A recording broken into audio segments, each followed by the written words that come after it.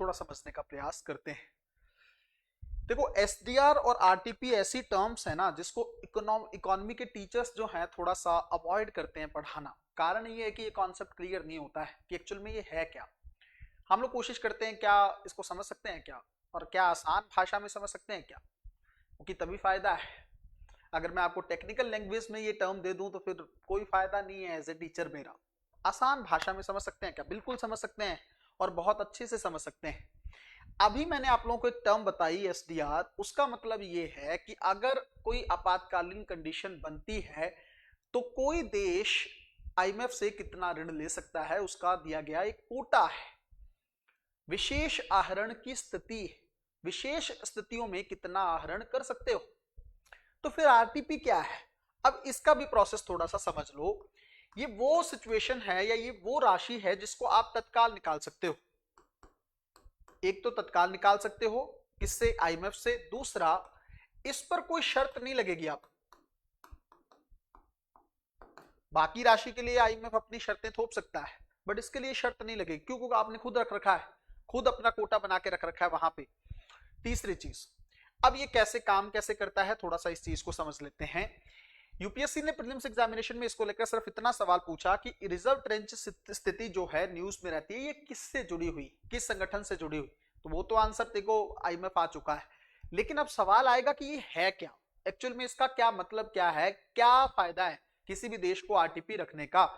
पहली चीज, ये विदेशी मुद्रा भंडार से इसका लेना देना है, होता है। जो देश आईएमएफ का सदस्य होगा अपने विदेशी मुद्रा भंडार में आरटीपी भी बनाकर रखेगा।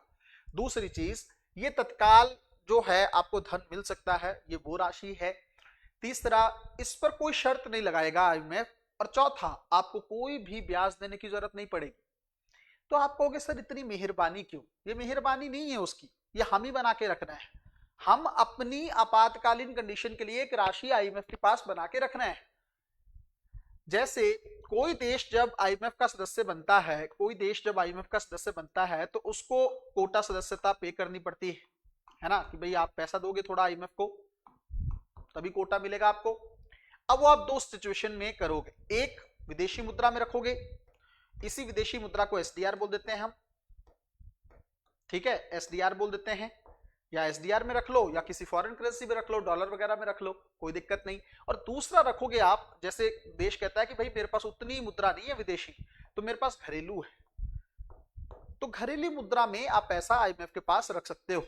आईएमएफ इसको घरेलू करेंसी के तौर पर एक्सेप्ट नहीं करता, आईएमएफ इसको आरटीपी के तौर पर एक्सेप्ट करता है। तो अब कहने का मतलब आप लोग समझ गए होंगे, हम अपनी ही राशि आपातकालीन सिचुएशन के लिए वहां पर बनाकर रख रहे हैं, और हम इसको मानते क्या है? विदेशी रिजर्व मानते हैं, कल को हमारे काम आ सकता है। समझ गए आप? तो ये कहानी मुझे लगता है आसानी से आप लोगों को क्लियर हो जानी चाहिए। आरटीपी ऐसी सुविधा है जिसका कोई देश भुगतान संतुलन की स्थिति में तत्काल इस्तेमाल कर सकता है। आईएमएफ इस पर कोई शर्त आरोपित नहीं करेगा, आईएमएफ इस पर कोई ब्याज नहीं लेगा, और आपको तुरंत सहायता प्रदान कर दी जाएगी। समझ गए? तो हमेशा के लिए इसको याद रखने की जरूरत है। अगला टर्म अगर हम लोग देखें, अब डालो